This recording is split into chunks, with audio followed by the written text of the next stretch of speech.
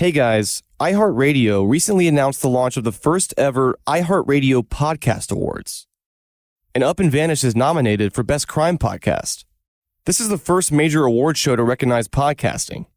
And you guys, the listeners, will help decide who wins. So, if you enjoyed Up and Vanish, vote for us. Just go to iHeartPodcastAwards.com and you can vote up to 5 times per day. Or, if it's easier, you can also tweet your vote by using the hashtag iHeartPodcastAwards, then hashtag CrimePodcast, and hashtag Up and Vanished. As always, thanks for your support. If you've enjoyed Up and Vanished, give us a vote. That's iHeartPodcastAwards.com. Thanks, guys.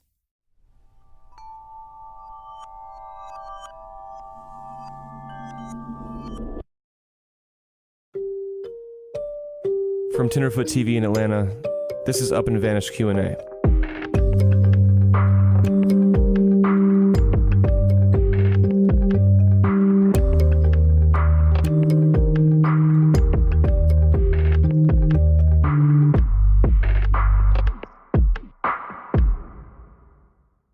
Hey, Up and Vanished crew. This is Lexi from Kentucky. First, I did just want to say thank you for bringing some attention to this case and to Crystal. I had never heard of this case before I started listening to the podcast, and I really do think that she deserves that coverage and attention. And my question was actually if you think that this case can be solved. I definitely think Crystal's case can be solved. I think it's going to take some time, though. It will require the CBI interviewing and re-interviewing people that they may have spoken to a few years ago when she first went missing, and maybe even comparing people's statements from the podcast to what they said previously. I think we've learned a lot at this point, but there's still a lot of missing pieces. And I think in a matter of time, we'll get them. Hi, my name is Jordan from Kennesaw, Georgia, and my question is, are you guys prepared not to have the same closure as you did with the Tara Grinstead case? And by that, I mean having an arrest in the case, kind of know what's going on. Also, when this podcast is over, are you guys still going to go out to Colorado and see what's going on with Crystal, and as well as keeping up with Crystal's case? Thank you so much. I just wanted some more information on this. Hey, Jordan, that's a great question. No one, including myself, could have predicted how Season 1 unfolded with Tara Grinstead's case. The 2 arrests came out of nowhere 12 years later, a complete shock to me and the whole community of Osceola.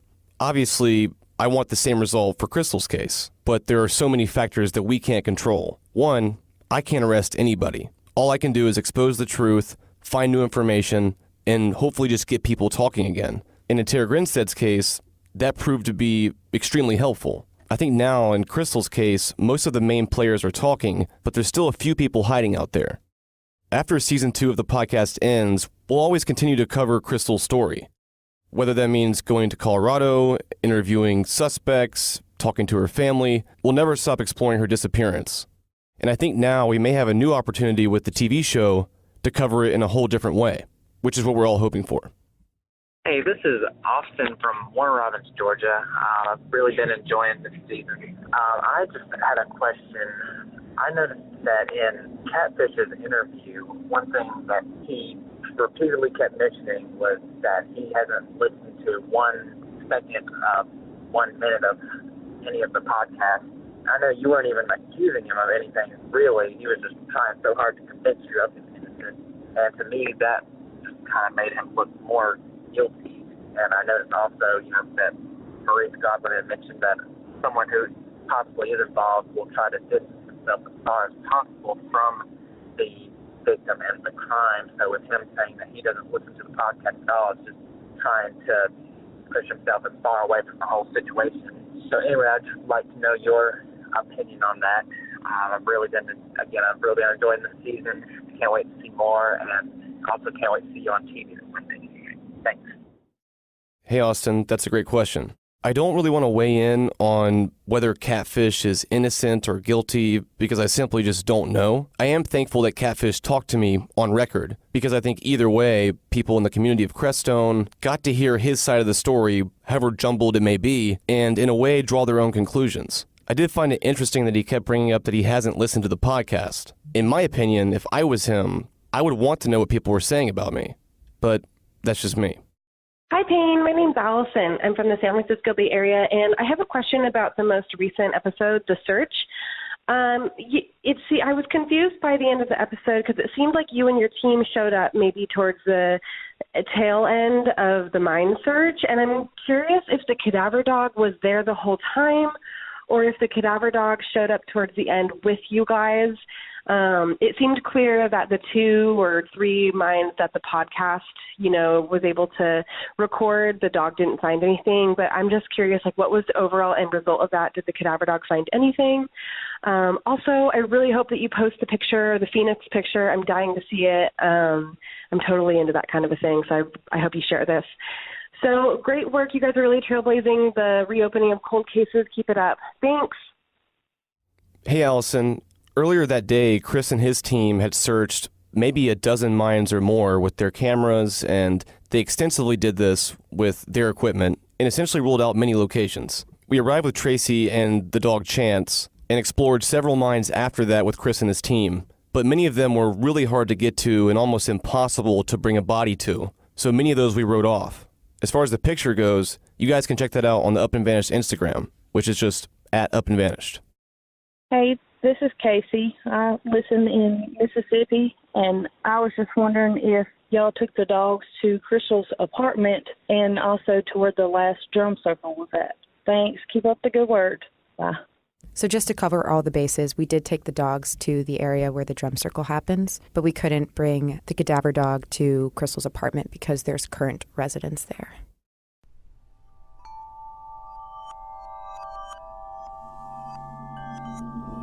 Today's show is sponsored by Talkspace, the online therapy company that lets you message a licensed therapist from anywhere at any time. All you need is a computer with internet connection or the Talkspace mobile app. That means you can improve your mental health even if you haven't had the time for it in the past. With Talkspace, get something off your chest whenever you need to. Talk about everyday challenges at work or at home, or just chat about life. There's no extra commutes, no leaving the office, and no judgments. With Talkspace, therapy is as easy as sending your therapist a message. Everyone has time for that. It's also important to remember that therapy isn't just about venting your innermost thoughts or digging into childhood memories. It's also about practical everyday strategies for stress management and just living a happier life. Having a therapist provides you a designated person to talk to who is trained to listen and help you make positive changes.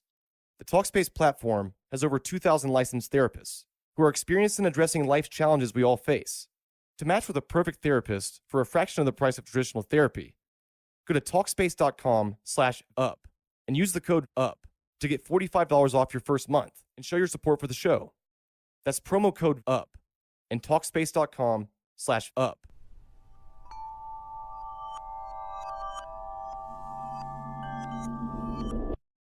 Hello, this is David from California. I've watched or been listening to both first season, second season of Up and Vanished, and it's been great. I've enjoyed both of them thoroughly. I do have a question. I was actually wondering about checking the mine shafts, and then it was interesting because I was thinking, why don't they use cadaver dogs? The next thing I know, that's what's going on. But I also had the question that there was one episode, I don't know if I remember all the details, that somebody chased the, I think, orange van down whatever roads and ended up, it seemed like they were going towards a mine shaft. And I was been wondering, is that one of the shafts that they checked? That was never mentioned in the episode. But to me, it seems like that would be a logical place to check with the cadaver dogs and all that. So just was curious about that. Wanted to see if I could get some answers on it. And again, I appreciate your show. Keep up the good work. And thank you very much. Bye.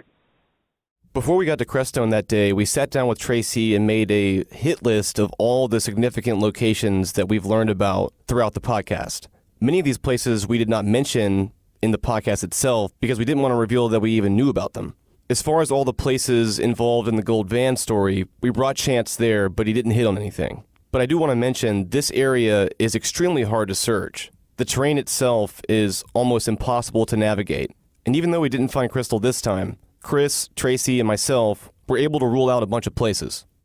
Hey, Payne, this is Ray from Florida. Just had a couple questions, mostly to do with Crystal's background. I know she went to Crestone, and I'm trying to figure out why she left Akasha, at least partially, with her ex-husband. And I guess that was either to get away from the drugs or whatever, but it just seems strange that she would leave her daughter and then be hanging out with these sketchy people again.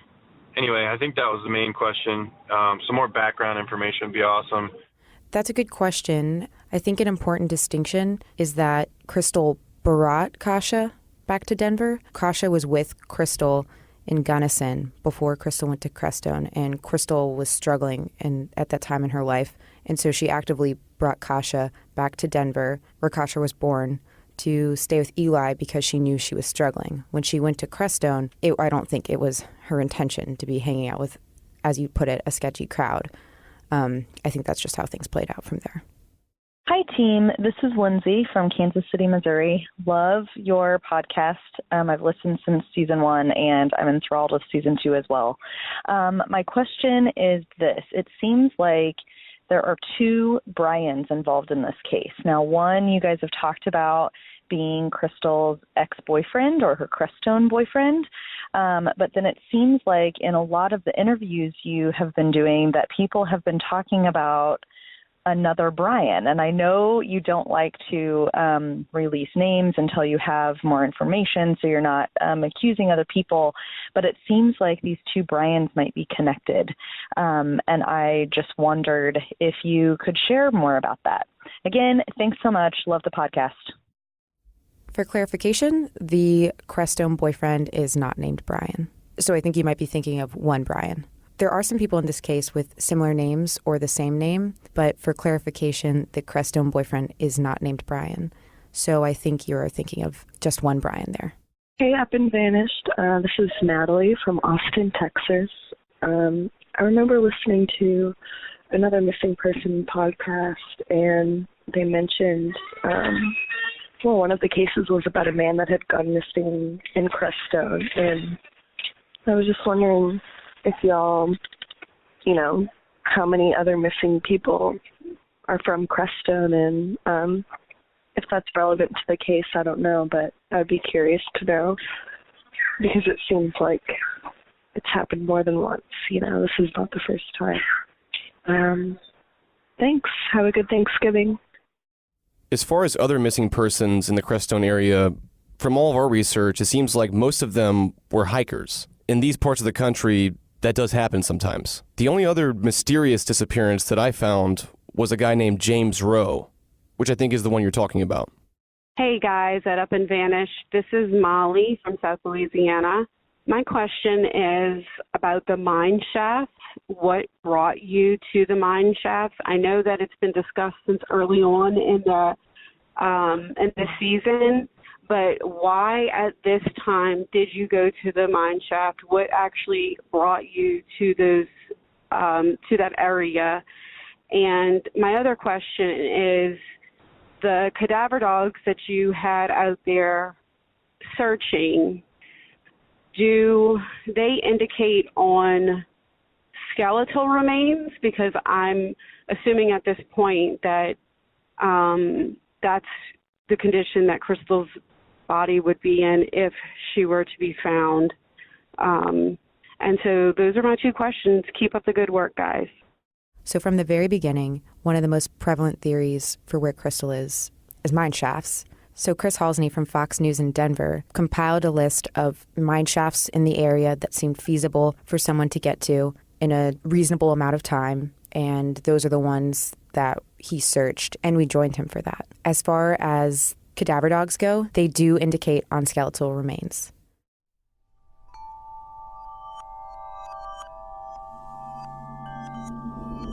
We take all of our stress and anxiety with us throughout our day. And when it comes time to fall asleep at night, sometimes we can't. Does it ever take you forever to fall asleep? Tossing and turning, trying every trick in the book, only to find yourself staring up at the ceiling, still awake? Calm can help. Calm is the #1 app for sleep, meditation, and relaxation. Named App of the Year last year by Apple. And right now, if you go to calm.com/vanished, you'll get 25% off a Calm premium subscription, which includes hundreds of hours of premium programs, including sleep stories, which are basically bedtime tales for adults, designed to quiet your mind and relax your body. Head to the lavender fields of France by Stephen Fry, or explore New Zealand with Jerome Flynn from Game of Thrones, or check out guided meditations on topics like anxiety, stress, and sleep. They even have soothing music for you. For a limited time, Up and Vanished listeners can get 25% off a Calm premium subscription at calm.com/vanished. Again, that's calm.com/vanished. Get unlimited access to Calm's amazing content today by going to calm.com/vanished. And then you'll finally get to sleep.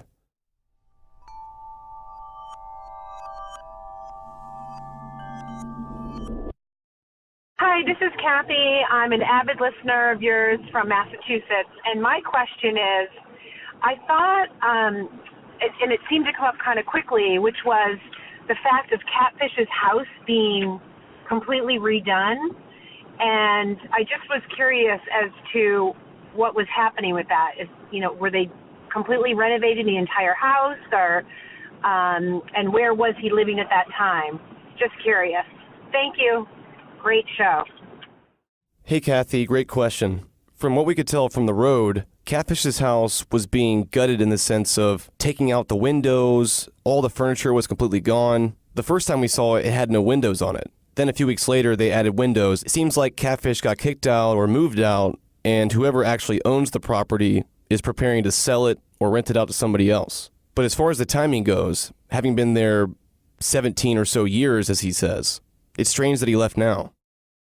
Hi, I have a question. I know that Catfish had mentioned that she was larger than him and that he wouldn't be able to pick her up. Do we actually know what her height, weight, and if it was possible for him to carry her? According to her entry in the missing persons database, Crystal was 5'6" and 155 pounds, so she was not 200 pounds like Catfish was saying. Hi, Payne. This is Eric in High Point, North Carolina. I have a question regarding the eyewitness account a few episodes back when the guy who said he was going home one night and thought he saw Catfish John in the pouring rain beside a van with a shovel and what appeared to be a body wrapped in sheets. The witness said when he got home, he and a friend took separate cars and followed the driver of the van onto a road leading into the valley but couldn't keep up. I wanted to know if investigators deem this testimony credible, and if so, have they concentrated their search efforts in the area along this road and in any of the mine shafts that may be in close proximity to this road? I just want to say, Payne, that you and your team have done an amazing job on this case. I really hope that we can get some answers and get some closure for Crystal's family. Thank you. Hey, Eric, as far as the gold van story goes, I initially learned about this from a screenshot of a message sent to Wayne Clark, the local deputy in Crestone. So law enforcement is definitely aware of this eyewitness account. As far as their own investigation into it, I know very little about that. I've talked to this person several times and tried to get as many details about this account as possible. But as far as how law enforcement is treating the situation, I don't really know much about that. Meredith and Payne, I just want to say great job on the show. It is awesome. I love to listen each week and look forward to getting new episodes. I would love to hear a timeline again about what everybody thinks about Crystal's actual disappearance. So anyway, great job. Thank you so much for addressing this, guys, and for doing this investigative reporting. It's awesome. We'll be uploading a timeline on our website soon, so everything you've heard in the podcast will be laid out for you visually. Hey, guys, this is Brad from Chicago. Love this show. I think I'm more addicted to season 2 than season 1, if that's possible. I can't believe we have to wait until season 2 to hear more about Crystal. I just wanted to give a shout out. I love this section of today's show or yesterday's show with the cadaver dogs. I think they're going to be the key to solving this, and I love hearing the whole backstory about the handler and the dog. So I'd love to hear more of that kind of stuff, and I really do think the dogs are going to be the key to breaking this case. Thanks. Keep up the good work. Love it. Thanks, Brad. We think Tracy's really awesome, too. And we hope that participation from people like her will really lead to some answers. Hey, Payne and the Up and Vanished crew. This is Ariana from Austin. My question about the case is, has anybody tracked the IP address for the Facebook logins of Crystal's Facebook or the messages that have been received since she's been missing, or has anybody tried to track her cell phone since she's been missing? Okay, thank you. Keep up the good work. Bye. Crystal's family has tried several times to get into her Facebook, but they've had no luck. They had a series of password combinations that they were guessing at, but they weren't able to get into her Facebook whatsoever. Unless someone already has access to her Facebook, I personally can't get into it. But I definitely think it's something that law enforcement should look into if they haven't already. And Crystal's cell phone is currently with the CBI. Hi, y'all have done an amazing job this season. My question is, in doing investigative podcasts, are you frequently asked for monies or Bitcoins for interviews? In the episode Gone Fishing, Catfish repeatedly asked for money or Bitcoin, and recently on the Facebook UAB discussion group, Catfish or someone claiming to be Catfish again requested Bitcoin. I'm wondering how common this is and how you respond to these requests. Great job this season. Bye. Rarely will people ask for money, but occasionally it does happen. We don't pay for interviews, though. But as far as Bitcoin goes, this is a first. Yeah, this is Eric. I really enjoy y'all's show. I think you may have addressed this in the first Q&A, but I was curious, way back in the early episodes, it may have even been the first one, there was this story about Crystal warning her ex-boyfriend that he was going to be injured somehow or something was going to happen to him. She had empathic abilities that she knew something was coming. That was kind of a proving point for them. And that was dismissed as non-connected. I'd love to know more about that. I don't know personally anyone in my life, 35 years old, who was attacked for no reason. I also don't believe the whole empathetic or empath thing. It makes me think that she had something to do with him being attacked. The line of thought there then could be if she hired someone to attack him, that they didn't actually finish the job and kill him or something, and then she went to confront them and they took it out on her because she didn't pay. I know it's kind of crazy, but if she had wanted to have sole custody of her daughter, it just seems because she knew something was going to happen and then he got attacked. That's the fishy part for me. So I know I'm kind of taking it to a conclusion where she becomes a villain, and I have no idea whether that would be true or not. But it just seems like that's something that you guys should maybe think a little bit more on. Something's really fishy about that, and I don't remember hearing an explanation for why that was excused. Thanks. Hi, Eric. From Eli's story, it really does sound like he was mugged. The area that he was assaulted in Denver has a really high crime rate, so it kind of falls in line. We've been told that Crystal had premonitions sometimes or, deep gut feelings that ended up coming true. But from the timeline, it doesn't seem like that this was related. He was jumped much earlier in June. Eli said that because he had such a bad concussion from the incident, his memories are fuzzy from that time period. So he actually thought that his assault was closer to the time that Crystal went missing. But really it was about a month and a half, maybe more, before Crystal went missing. And definitely about a month before the alleged sexual assault.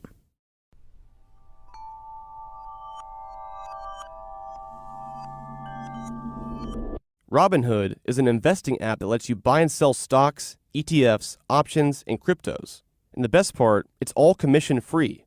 Robinhood strives to make financial services work for everyone, not just the wealthy. It's a non-intimidating way for stock market newcomers to invest for the first time with ease. My personal experience with Robinhood has been extremely positive. My favorite part is their app itself, which is simple, intuitive, and first and foremost, a very user-friendly design. All the numbers and data are just easy to digest, and I'm never worried about messing something up. Also, most other brokerages charge up to $10 for every trade, but not Robinhood. They charge nothing, no commission fees, so you can trade stocks and keep all your profits. Robinhood is also great if you're still learning how to invest. They make it easy for you, and you can pick it up as you build your portfolio. You can discover new stocks and track your favorite companies, all with your own personalized newsfeed. They can also give you custom notifications that tell you about price movements, so you never miss the right time to invest. Right now, Robinhood is giving listeners a free stock, like Apple, Ford, or Sprint, to help you build your portfolio. Trust me, you don't want to miss out on this. Sign up today. Just go to payne.robinhood.com. Yes, that's right. Payne.robinhood.com. Again, that's Payne, Payne, .robinhood.com.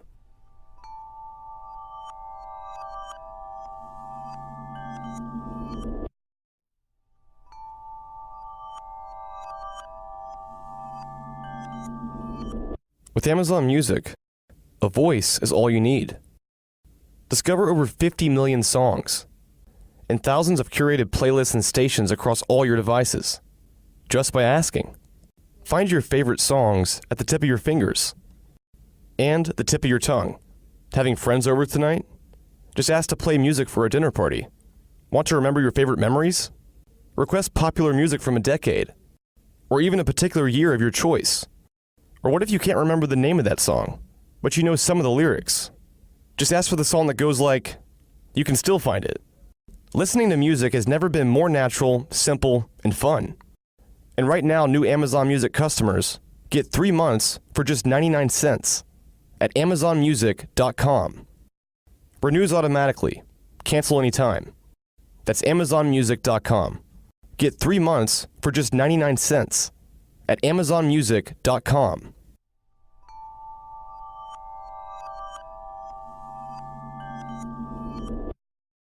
Hi, Emmy calling from Colorado Springs, Colorado. Really enjoying both season 1 and 2. Thank you guys for sharing the stories. When you guys spoke to Catfish, he was mentioning that Crystal was a rainbow sister, and I just wanted to check, did you confirm if she ever was a part of the rainbow group for sure or not? Just the way that he was referring to her made it sound like it was. Thank you. Keep up the great work. From all of our research, talking to Crystal's friends and family and locals in Crestone, to our knowledge, Crystal never attended any rainbow gatherings whatsoever. When Catfish called her a rainbow sister, I didn't really know what he was talking about. Could just be the way he talks about his friends or his female friends. I'm not sure. Hi, this is Mandy. I'm calling from Texas. Thank you so much for all the work you're doing on this case. I did just want to make a comment more than a question. I loved hearing about Trace and her dogs and all the work that she is doing in the community, and would love to hear more from her. Thanks. Bye.